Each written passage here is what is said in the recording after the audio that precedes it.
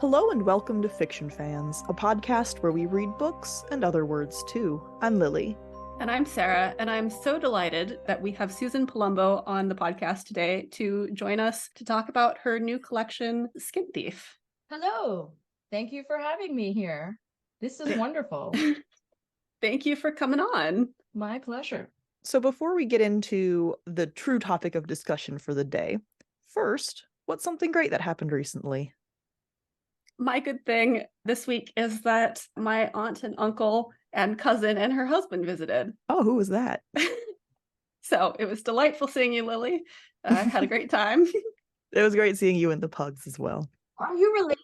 We are related, yes. Oh, that's adorable.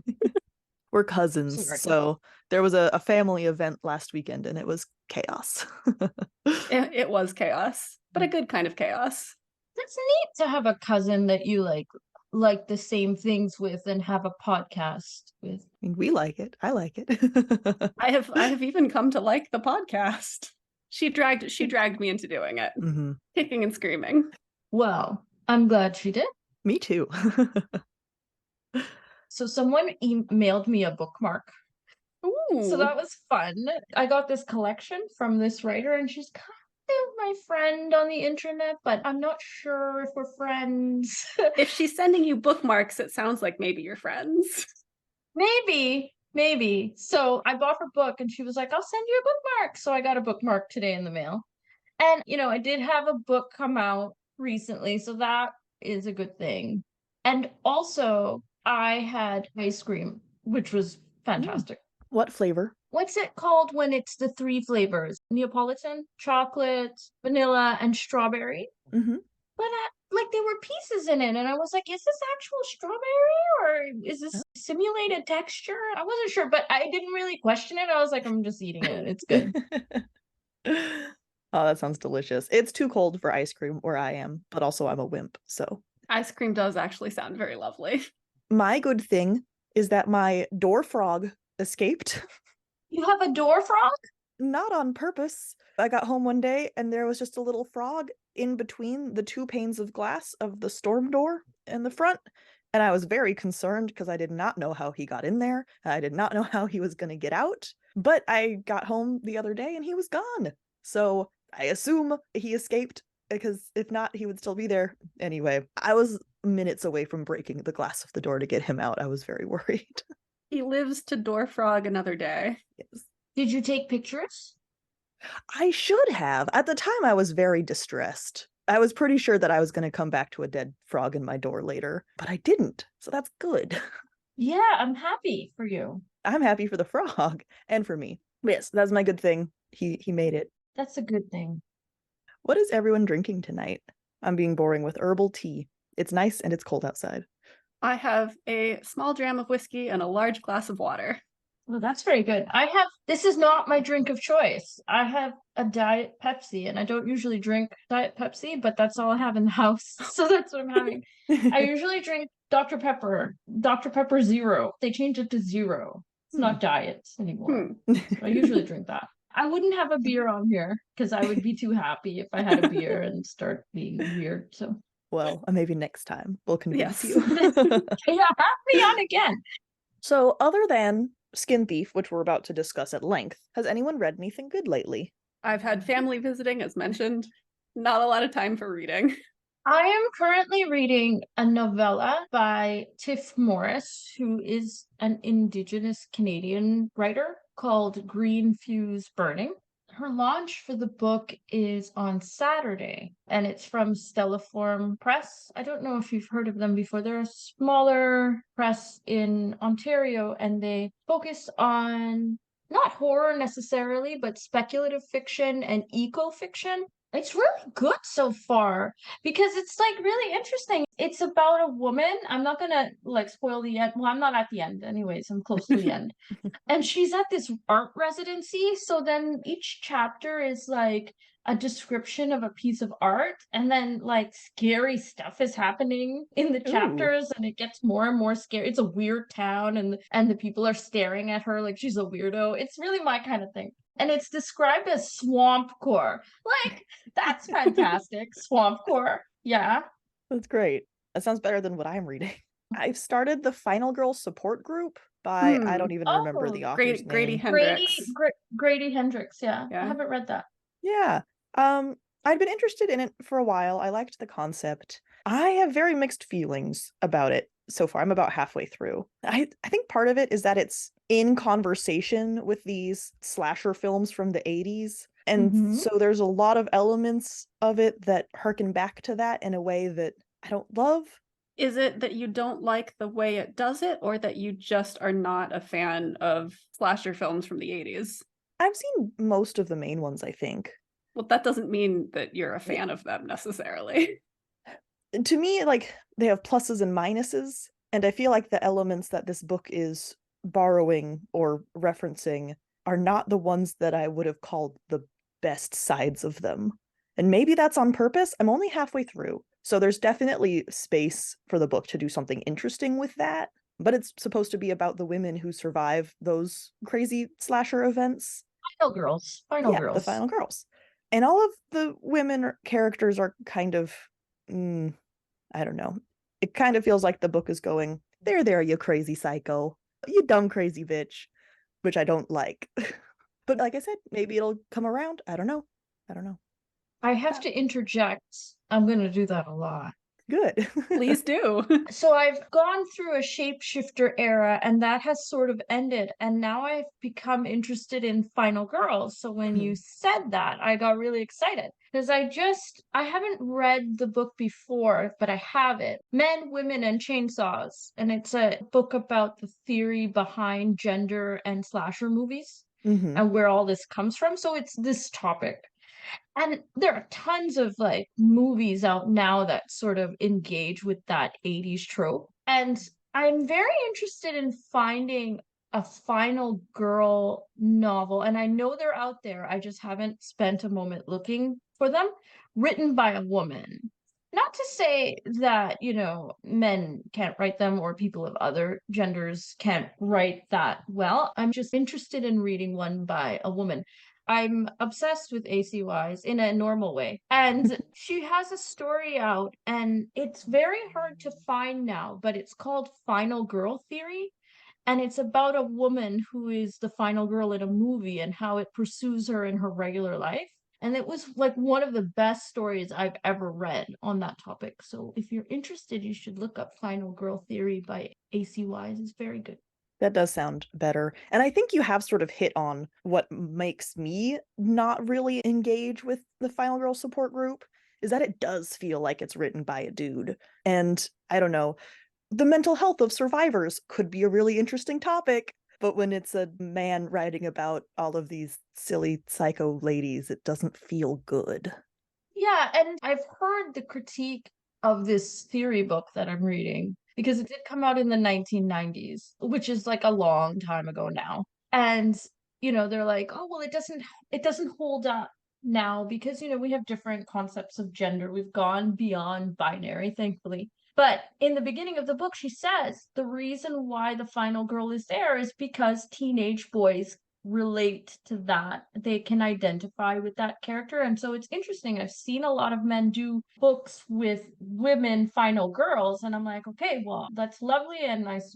Good for you. I haven't read them, so I don't want to say anything dismissive about them, but I'm really interested in seeing someone who is not a cis man write that. And I know it's out there. I just have to go get it. Absolutely. And there are plenty of male authors who write really amazing female characters, even if they are like not, perfect. They don't have to be like a good guy, right? You can still have an amazing female character. No, you can be horrible. Yeah. This just didn't feel like a good example of that. So far, there could be a crazy twist that brings it all together and justifies all of the weirdness up until now. I'll probably finish it, but I'm not holding my breath. I like that you were honest about it, though. Oh, well, that's what we're here for. Buckle up. Now we're talking about the Skin Thief. Oh, sorry, Skin Thief, not the Skin Thief. No, I'm joking. We love this collection. I will give the caveat, I'm not normally a huge horror fan, but I actually really enjoyed all of the stories in here because it was the right level of like atmospheric horror. And also all of the stories are pretty short. So it wasn't drawn out. It was like the right amount It was perfect for me, is what I'm trying to say. Hey, good job. I get tired too. So Yeah. it took me a long time to learn how to write a 7,000 word story.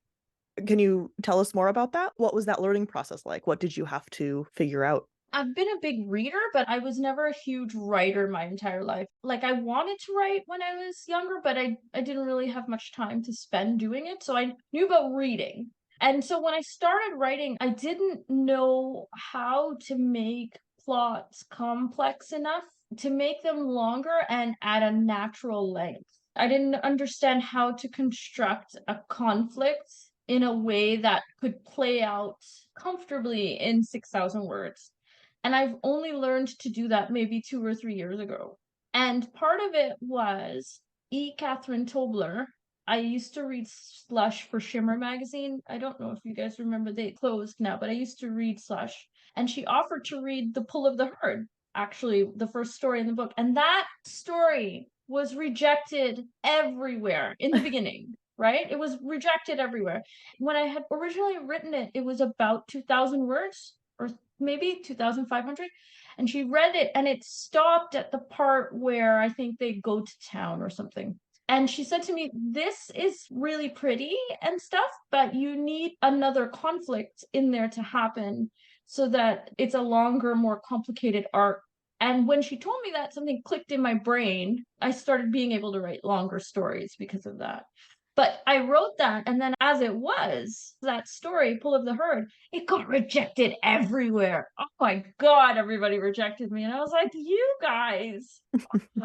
But I mean, it was fine. Would you say that that story in particular is the most different from its first draft, or are there other stories that went through like a similar change and expansion? Do you have any stories that are as printed basically the same as when you first drafted them?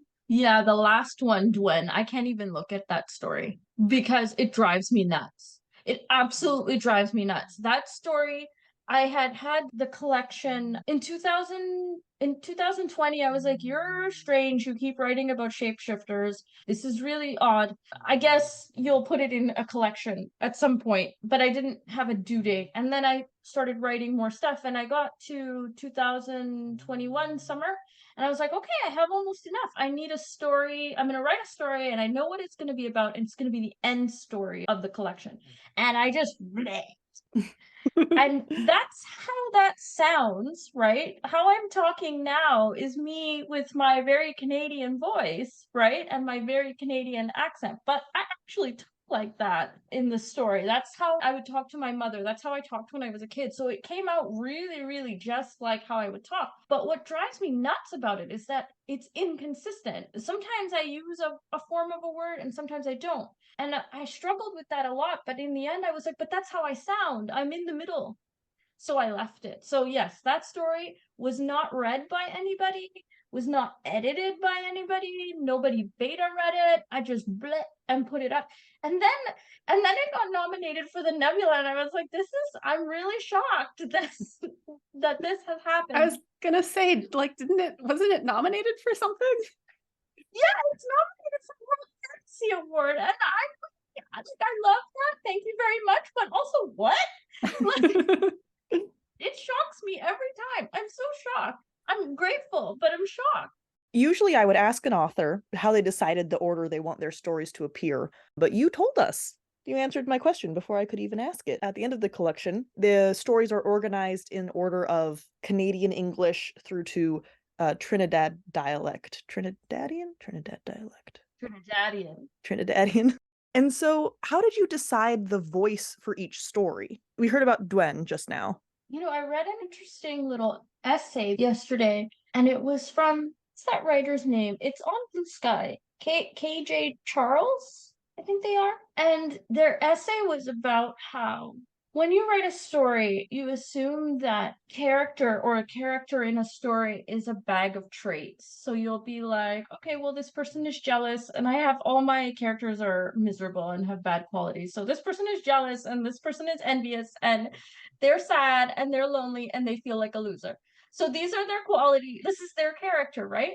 But the thing is, I think, and I agreed with their point. Their point is that character isn't just little things that you sprinkle in. It has to be their voice, right? Everything they say, every word that you put on the page, it has to sort of illustrate those character traits. And so I think how I decided the voice is when I sit down to write a story, I sometimes come up with like a conflict, but what I really come up with is an emotional conflict. So someone is jealous about something. And so that emotion, the main one, it's not the only one, but that emotion dictates the way their voice sounds in the story. You say that you will come up with this emotional conflict. Does that mean that you tend to plan out your stories? Like, what's your process like? No, I don't know what I'm doing most of the time. Like, I have an idea now because please, Catherine Tobler had sat me down and said, okay, you need to make your stories longer. And she drew this diagram and she showed me, okay, this is how I set up conflicts. And so what I do is I can't explain it without drawing it, and I don't have a pen, and your listeners won't see the drawing. But like I make a triangle on the page, and then each point of the triangle is like a conflict, right? And because it's a triangle, everybody's conflict is interacting with each other. And so that is the extent of the planning out that I do. So for example, if you take the story Pull of the Herd, okay, so you've got the main character, that's this point, and then you've got, the herd people is that point, and then the society and her girlfriend is the other point. And then I make sure that there's conflict going each way for each thing, and that's how I kind of figure out the story. I don't usually sit down and say, in this scene this will happen, or in that scene that will happen. I don't do stuff like that because I find it constricting for me. There's nothing wrong with that. I know people do that. It's just for me, I tend to, if I make an outline, I don't come up with really creative ideas. I'm very bad at that. So I need the space in order to write something better. Was there a story in this collection that particularly surprised you while you were writing it? Okay, Laughter Among the Trees. I wouldn't say that it surprised me, but that is a story that I'm most uncomfortable about personally, because there are some things in there that are really, I find disturbing. And I was surprised that I wrote that and that I put it out there. And then I was surprised at the response because I was like, guys, this is bad. And, and they were like, yeah, we like the story. And again, I'm not saying I'm not grateful. I love it. I love that people liked it. But I was also like, if I read this, I would think that Suzan is a disturbed person. And you see, there's silence now. So it could be. I mean, aren't we all though? And isn't that why it resonates with people? Maybe. That's what I was going for. If that's the story that surprised you most, would you say that you have a favorite story in the collection? Most writers, when you ask this question, they go, choose between my children. I love all of them, right? Like, that's what they usually say. But I'm going to choose. I like Apple PC, but I like it from a technical standpoint. Most stories, when I read them over, I can't read the book. I have a really hard time reading it because all I see are mistakes. I read the stories, and because, you're continually improving, I see what I would write differently. I see how I would phrase it differently. I see words that I've repeated like within 4 sentences of each other, and I'm like, oh, I want to take that out and change it. But that story, every time I read it, and it's the only one like that, I am still satisfied with how I wrote it. I really like that one for that reason. That one was heartbreaking. Yeah. The end. Yeah. Sorry. All right. That is the story that I get the most commentary and mail about. And again, I welcome this. Like, I'm very happy that it affects people, but it's not generally mail that is like, oh, we liked your story. I get a lot of confessional emails, people telling me very personal things about grief or coming out or other things that they share with me because of that story. And I find that really, I like it. I'm happy that they connect with it. Yeah, I mean, I think there's a lot to it that resonates, which is not to say that that's untrue of the other stories, because there's a lot in there that resonates as well. But I think that one in particular. It's interesting because everybody has a different story that they like, or everybody has a different one that they relate to. So I like to hear what people relate to because it's kind of like astrology. Do you think there's a difference between the one that a reader relates to versus what a reader would consider their favorite? Or do you think those tend to be the same? I have an answer for that. Because Yeah, I you would say answer. mine are different. You go. Yeah, I Go was off. gonna say that mine are different too, because I think my favorite story was probably Killjar, which is the story about the girl who grows up and is actually a snake. And I just thought it was so neat. Like, I loved the way that as the reader, we start to suspect what she is before she starts to suspect what she is. Oh, really? Is that what happened? I have not heard any response. God, I don't know. I know, like, some people have said they like that story, but I have no idea what's going on. So did you suspect before? Yeah. When did you suspect? When was it? I don't know exactly. I think it was before she started hearing the voice of the other snake. I think it was when she like was first feeling the connection between the currents in the ground. And I was like, I wondered, there has been enough specific information about snakes, about this particular snake at this point, and there's a lot that's kind of hinted at about her mother that I wonder if maybe. And then, like, as time goes on, we get more and more information, and I was like, okay, yeah, I'm pretty sure that I know what's happening, but like not in a way that made it feel like, you know, sometimes when you figure out a plot point in a book, you're like, man, I saw this coming from miles away. This is so unsatisfying. That was not what this was like. This was like, I see what's coming and I'm really enjoying seeing it unfold. That's good. I'm Yeah. glad. Yeah. I haven't heard. I had two people read it before I put it in the book, and they didn't really tell me what they thought about that part. Yeah. No, I loved it. What was wrong? This is wrong. That's wrong. It was perfect. No. Sarah, I think it's hilarious that that's your favorite because it's the one I would consider the most horror, because I you know. have that like the slow build and the slow unraveling of the mysteries, and the house is getting more tense and you're realizing that the father is worse and worse with every word, and just sort of that like creeping tension. I agree that it's the most horror, but it's contained enough that it doesn't like scare. I'm a wimp. Like, like a lot of horror is just too much for me, but this was contained enough that it wasn't overwhelming and was still within my levels of like enjoyable. But yeah, I think it probably was the most horror. It was very atmospheric. Fascinating. This is fascinating. I think I am tied between two, Propagating Peonies and The Bride. And I think it's because those stories are both about women who find happiness because they take their destiny into their own hands, to two very different ends. And part of what I loved about Propagating Peonies was that it's or at least I thought it was a happy ending, that it was happy because of a breakup, which you don't see a lot. But I think breakups should be considered triumphant if that's what should have happened. Well, she was having a bad time. Mm-hmm. Like, yeah. Like waiting around forever, and it's like, you know, trying to be patient and trying to learn from the situation. Like, what is this situation supposed to be teaching me so that the next time it turns out better? Yeah, what can I do better is that like refrain that I think a lot of women hear a lot of times in their own head. Yeah. How can I be more patient? How can I fix this? How can I be there for you perfectly? And then the flip side, the bride is the main character is just like, yeah, this is me. This is what I want. I'm going to make it happen. Everyone else can go jump off a cliff. I don't care. This is great.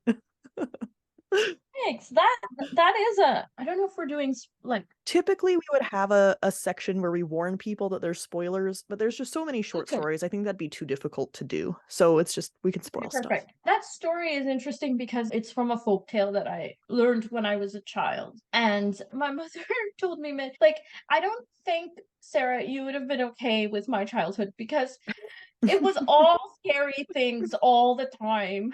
On the other hand, maybe I would have a much higher tolerance for scary stuff if I had been told more scary things when I was a kid. Right? So as a kid, like, I knew this story and it was about this woman. The one thing was, though, that she wasn't dangerous to other women in general. She was dangerous to men. And I don't know. I feel like Trinidadian folklore is really important and it should be preserved, and we should keep the originals around because it's really important to our history. But I like taking them and making them gay and flipping things around. So I really enjoyed that because I have not read many queer retellings of our folktales, though I'm sure they exist. I haven't read many of them. And so I enjoyed that because I made it queer. It's interesting that you included the caveat that we should keep the originals, but aren't the originals so important for the retellings? Because you have to have that source material. I mean, The Bride stands on its own as a story for sure, but knowing that it has those roots makes it more. And the source material, I don't know. I started talking and didn't know where I was going with this sentence. You're saying source material is important, Right. right? Yeah. Right. I guess I'm saying I don't think retellings erases the source material. No, I don't Yeah. think so either. I feel though with my particular situation and where I'm from, right? So Trinidad basically has less than 2 million people. That's the population right now. So I think it's 1,500,000 people there, which is less than Toronto or less than, I don't know where you live, but probably about the population of most large North American cities. And so when I write a story like that, most people don't know about that fairy tale who are outside of that culture. People in the Caribbean and other islands will know about it, but other people don't. And so when I present that fairy tale, it's not like in the way that we have like Little Red Riding Hood, where a lot of people know that fairy tale and know the source material. They don't know probably the grim version exactly, but they kind of know the base points of the story. And so I think that's why I say it's important to preserve ours, because when I do that story, I don't know if you've heard that folktale before. So I don't know if you know that it's a retelling or if it's a remix or what it is, if that makes sense. Absolutely, yeah. Do you think that the reader's experience would be significantly different if they have no knowledge of the original folklore versus if they do know it? I do. I absolutely do, because people in Trinidad get different things out of the story. The Bride has some funny parts in it. And that I'm not saying that other people don't get it, but they kind of get that part. And also they kind of know what the story is. And for them it's kind of like, oh, this is different. Like it is a big change for them. Whereas other people, they wouldn't experience it as, oh, this is different. They'd be like, this is a story. Okay, I'm reading the story. It's good.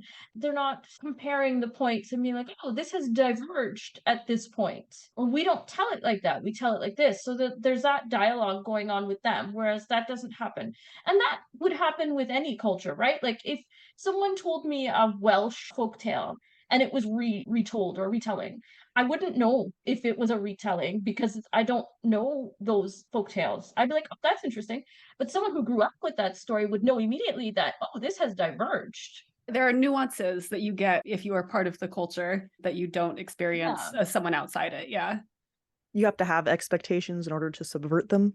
I've definitely read similar stories from a couple of different cultural backgrounds of the idea of the skin changer and someone trying to take their skin away from them. It's an interesting. I took that from the Selkie. That's where it came from. And I was thinking about all of these stories where, and I've read many of them, and again, I'm not complaining, I don't have a problem. But I read a lot of stories where, it's a story and there is a woman and a man has stolen her skin and she's very sad. And he abuses her and we go through the story and then she finally escapes and she gets her skin and she runs away. And I was thinking about that and I was like, I want to write a story where she doesn't like the skin and she keeps trying to get rid of it, or she doesn't want it. It doesn't fit her. Because there's nothing wrong with the original. I want to change it. So that's how that came about. That was the emotional conflict. The emotional conflict was not that her skin had been stolen and she wanted it back, that she wanted to get rid of it and she couldn't, and she was really upset about that. That's where that story started. It's a nice way to subvert expectations there. Are there any like folktale or legends that you haven't written about but that you want to in the future? I really like retellings and things. you've stumped me. I mean, you're welcome to say no, but You did them all. I'm sure I do. Like her voice unmasked. I have an obsession with Phantom of the Opera. So that was me doing Phantom of the Opera, right? And Personal Rack Chassis is, Depeche Mode, Personal Jesus. That song. That was me being like, well, what if it's not Jesus? Another thing.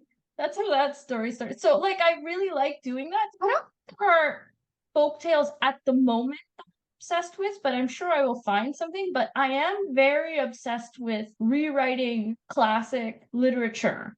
So I just finished one. It's out in Wilted Pages in an anthology, and it's a retelling of the Cask of the Amontillado, but it's sci-fi and queer. And my novella next year is a retelling of the Count of Monte Cristo. So I'm obsessed with these kind of things. those both sound fascinating. Yeah, I can't wait. I hope they are. I'm gonna try. So, this collection focuses heavily on women's stories, especially relationships and then also mother-daughter relationships. Can you tell us more about that decision, or was it even a conscious decision? I've said this in other places. I'm a woman, so that kind of is part of my life. And, it's how I approach things. But around 2020, I started being like, Susan, you keep writing about women and women's relationships and shape shifting, and you obviously have some kind of issue that you are working on. And I did. And so I think a lot of it is just my personal problems and my personal sort of internal obstacles with myself. And so I don't think it was a conscious decision. I think I've been working out a lot of my issues with this book. It was therapy, this book. So I know that at least some of the stories were previously published elsewhere. Were there any that you wrote specifically for this collection, or did you pull them all from work that you had done for other places? Killjar I wrote for this specifically. And I wrote Dwen for it specifically because I only had 10 stories and I was like, I need 2 more. I had the ideas to write them. So it's not like I just sat down and I'm like, okay, we're going to make up something and throw it together. Like the ideas were there, but those were written specifically for the book. But then while I was waiting for somebody to buy the book, I was sitting there for a while and I was like, well, I do have Dwen and it's 6K, so I'll just send it out and see if anybody will buy it. And if they buy it, that's fine, because I still have the novelette. And then they bought it, so that was good. They bought it and it's nominated for awards now. Win-win. Yeah, I'm really grateful. I don't know how these things happen. So, genre. I feel like everyone has different definitions of genres. It's a very personal thing. What do you consider the genres of this collection? I really like gothic horror. And I think, Sara, you might like gothic horror more than other horrors because you like Killjar. I do think that gothic horror is more for me than other genres of horror. It's true. Yeah, Lily, do you like gothic horror? You're reading Final Girls. So gothic horror is more my steam. Yeah. We read Mexican Gothic, or I did a couple years ago. It was very good. Did you like that one? Oh, that was fantastic. Yeah. Also a more modern, Take on interpretation. it. Yeah.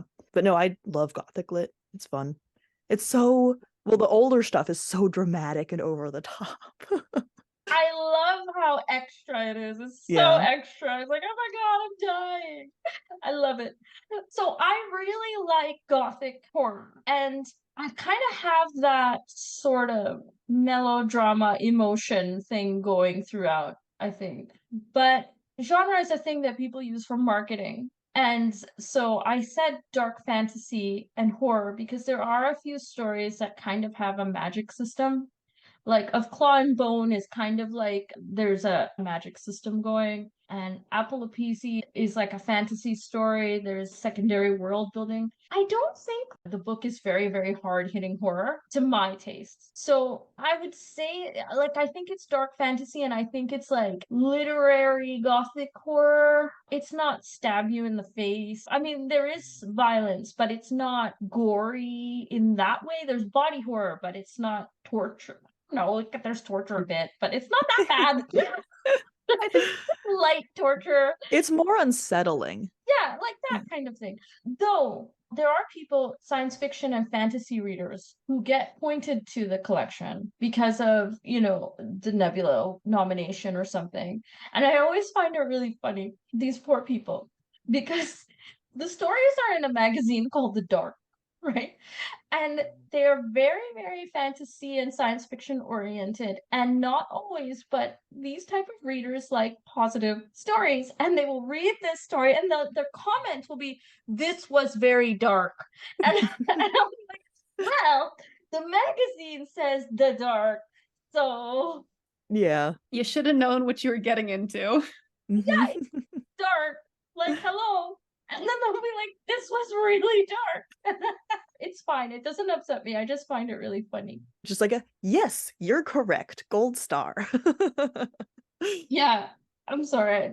I'm kind of almost gonna cry laugh because it just makes me laugh so hard. Poor people.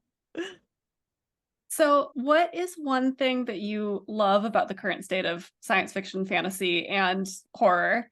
And what is one thing that you wish you saw more of? Oh God, you're gonna get me put in jail. Okay, let's start with what I love. I really like that there are more diverse works being put out. I'm seeing a lot of stuff from different cultures. I mean, we can always have more. It's like, we're not at the end of that. That's an ongoing project. I also like seeing how many more queer stories there are. I like seeing how there are more stories about people who are not affluent or things like that. I like all of that diversity. I see it more in short fiction. I'm seeing it in novels and stuff. I really like that a lot. And I like how enthusiastic people are generally about supporting different things. People talk a lot about how nobody cares and stuff like that, but that's not true. There are people who care, and they run Kickstarters or they put together magazines or special issues. There are people who are trying really hard, and I feel like sometimes they need a little pat on the back because you're trying your best, and yeah, it sucks. Lots of things suck. The industry right now is really feeling kind of apocalyptic. And in the midst of all of that, there are people still trying to do things. And I really like that not give up attitude that they have. So that's what I like. Okay, so what was the question exactly? The wording of your question? What would you like to see more of? We gave it a positive spin. Right. Okay, I'm gonna go off now, and I Please do. apologize. Please don't have hurt feelings, and it's not directed at you because you're not the perpetrators of this. So this is gonna get me in trouble. So I started off saying I like diversity and I like all of the queer stories that we're seeing, and I like all of this stuff. Something I do not like that I'm seeing, and I don't want to say everyone's doing it. I don't want to say, it's this person who's doing it or any of these things, but just generally, I know we've been through the pandemic and it's been bad times for everybody. And not everybody likes to read dark work when it's been bad times. Sometimes people want an escape, or sometimes people want to imagine worlds that can be better. And I think all of that is great. And I think they should have that. Like, people should be allowed to have happy stories. People should be allowed to have stories where people win in the end and hope doesn't die and all of these things. I love all of that. What I dislike is when people conflate person who writes hopeful stories with the morality of the person themselves. So if I write happy ending stories or if I write love and puppies, then I must be a good person. And I have a very hard time with that because that's not the way the world works, And I have been seeing, since we're in this kind of era where people are doing a lot of censorship and there's a lot of book banning.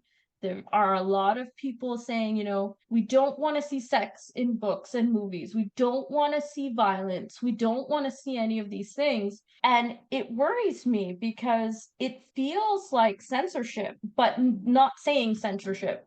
It's like, oh, I want happy stories. I want positive this. And It's like, yeah, you can have that, but it's not just I want that. It's you should not be able to write dark things. And if you write dark things, then there's something wrong with you. And that part I don't like. I don't know if you guys have seen something like that, but Yeah. I'm bad at social media. I could definitely see that narrative coming up in horror. I think I've definitely seen it around, well, ironically, villain characters. Like, oh, a bad guy did a bad thing. That means the author supports that. And that's just so easy to refute because you're like, that's literally the villain. Where are you even getting this from? Yeah, I mean, I definitely think that I've seen that a little bit. People conflating the idea that just because I don't want to see something in fiction means that you shouldn't be writing it. Those are two separate things. You're allowed to not want to read something, but that doesn't mean that someone shouldn't be able to write it if that's what they want to write. The conflation of I like this and therefore it's good, or I don't like it and therefore it's bad. Yeah. Where it's like, it can be, well, luckily Sarah and I have very different tastes. So we often find ourselves reading books where one of us will have to go, this was a great book and it wasn't for me. Yep. right. And so that's been going on. I have a lot of opinions, but I'll leave it there. Well, thank you for sharing. I agree. Not every book is written for every person, and that's good. We need that. I like writing people who are very flawed or who have something like they're jealous or they're upset or they're resentful or they feel guilty. I like stories like that. Like that's what I'm drawn to because that's relatable to me because I feel all those things. I do not personally relate to characters who are like so nice and I do everything perfectly and everyone's been so mean to me. Like, I mean, yeah, I do whine and say everyone's being mean to me, but I don't feel like that inside. I feel like I'm responsible for things. It's not just that everyone hurts me. I am a human and I have responsibilities and sometimes I hurt people or I do the wrong thing. And so I like stories about people who are like that. Well, I think oftentimes the most interesting stories are the ones where the characters are nuanced and the story is nuanced and it's not clear cut. I mean, I say that as someone who loves a happy story, but I do think that the more interesting stories are often the ones that are not just happy, fluffy, puppies and roses. Are good too, but like yeah, they have their time and place. We need everything. It's funny because you guys have different tastes and you can kind of almost see it too in your backgrounds. Like you've got this like bright sunny background and then there's these dark shelves and there's a velvet curtain. Is it a curtain? It is a curtain. What is it? I wish it was velvet. Yeah. It's very representative. Yeah. And I think there's value in reading things that, you don't enjoy. And then you can interrogate what worked for you and what didn't work for you and you figure out what your tastes are and kind of get to know yourself better through that. And that's one of the reasons why I love reading books love and hate reading books that are not for me on the podcast. It's not fun, but it is enjoyable. Well, you do learn things. You're right. You do learn things and it's good to see other people's perspective and just as much as I don't like a certain thing, I can see why other people like it. Like I get why somebody would want a happy fluff story. Right? It makes sense to me. So that's why I'm able to be like, it's okay, you can have that. You should have that. You shouldn't have to search for it. You should get it. I just want the same thing, reciprocal. Yeah. Absolutely. This isn't normally where I would ask this question. This is actually a question for Sarah. But near the end of our conversations, we ask, who should read this book? Which is specifically phrased. It's not, is it a good book? Do we recommend the book? But every book has someone who would like it. Don't recommend it. It's fine. We thoroughly do not recommend this book. Oh my God. I think who should read this book? If you're on the fence about horror, or like dark fantasy, I think actually this is a great book to read because everything is short and contained and not so spooky gory that you're hiding under your covers. If you like really atmospheric stories, this is also great. And I'm sorry, Suzan, but I would recommend this book. Oh my God. I know, gross. Susan, what would you like readers to take away from this collection? When I sit down to write a story, people have asked me, what do I want the readers to feel? And I can't control what people feel. I don't know how they are going to react to what I'm writing or what I'm going to say. People always ask me, how do you make readers feel afraid? And I'm like, I don't know how to make someone else feel afraid. I only know how to make myself feel afraid. So I want them to take what they find. It's a really personal book, and every story is not based on an actual event, obviously, because I'm not an automaton or I'm not a mermaid or any of these things. But all of the emotional cores of each of the stories is something that I felt. And so, what I hope readers take away from it is their own connection and relation to their own life, because I can't really dictate to them what they think or feel. And because it's so personal, I hope that if they are sort of having any kind of like emotional conflict or in need of therapy, like how I needed therapy, that they would feel like, oh, I felt that way before, or I connected with that, or they find some sort of emotional connection generally, but in terms of their own life, not anything that I could change in them, some validation of their own thoughts and feelings. Fantastic. Well, I would say you succeeded, but you only have a poll of 2, so I don't know how statistically significant that is. Having a book is very different than short stories. And I know that sounds kind of silly when I'm saying it, but I've only been writing short stories. And short stories, they come out and then people read them. And then, you hear back. Sometimes you don't. Sometimes it doesn't get much traction and you don't hear anything. But sometimes if you get in right at the right time, you hear back. A book is different. You put this book out, right? And you're sitting at home and that's it. Like you don't hear it. I don't know. I've had some reviews. I've heard like you guys have talked about it, but I don't know what's going on with the book. I hope people like it. Well, right now you're at a 100% success rate, so don't ask anyone else. That's it. No, It's I'm just kidding. I don't need anybody else. There you go. Well, thank you so much for coming on and talking with us about this incredible collection. What can our listeners look forward to from you in the near or distant future? So I'm going to be in Why Didn't You Just Leave anthology that is edited by Nadia Vulcan and Julia Rios. And then Neon Hemlock has a anthology called the Crawling Moon anthology. I'm going to be in that next year. And then I have my novella, which I just got edits for yesterday, which is called Countess. And it's a departure for me. It's a space opera. Ooh. I don't know what happened. I was just like, okay, we're going to write a space opera. And so I wrote a space opera, and it's a Caribbean, queer, gender swapped Count of Monte Cristo in space. So, like, have you read Count of Monte Cristo? A long, long, long, long, long time ago. I really like Count of Monte Cristo because it's a revenge story. And book is all like this woman, she gets betrayed, and then she's all like, oh, I'm gonna get revenge. And that's what she does. Good for her. Oh, forgiveness. And this is coming out when, you say? Fall next year, fall 2024. I got the edits, so it looks like it's actually happening. Like they're not going to rescind it. The editor, I was like worried. I was like, maybe it sucks. I don't know. And then she messaged and she was like, no, it's good. And I was like, oh, okay, so we're still doing this. Yeah. You have it in writing. You have confirmation. Yeah, she can't run away from me. Oh, well, I can't wait to read that. That sounds incredible, and I'm really looking forward to it. In the meantime, where can you be found on the internet so listeners can keep up with news about that novella, can hear from you for new things that are coming out?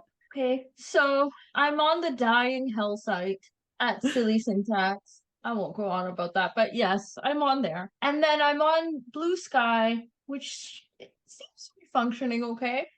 Silly Syntax again. And then I'm on Instagram with lots of pictures, because that's what you're supposed to do there, at Gothic Syntax. It's a really bad website that I really need to like fix. And it's susanpalumbo.wordpress. I think. If you type in Suzan Palumbo on the search engine, I show up. You do. There is also a dead Suzan Palumbo who shows up, and I was like, hold on. Really? Yeah. Dead person. See the dead Suzan. I mean, I'm sorry they died. There was that moment where I was like, is she going to be coming onto our podcast from beyond the grave? Did she die? I mean, if I died, I would have probably hoped somebody would have told you. Well, in any case, I did eventually find you and I found your website. Everything was fine. You are searchable. But thank you again for hanging out with us this evening. I had a great time. I'm very excited to read Countess, and everyone should go out and read Skin Thief. It was fantastic. Is it out now? Yes. It's on Amazon. It's on everywhere. Well, thank you very much for having me. I'm sorry I ramble on so much, but it was lovely and you had absolutely lovely questions. Oh, thank you. It was wonderful meeting you. I did really genuinely love this collection. I force Sarah to read spooky books every October, and when we find one that we both like, it's a success.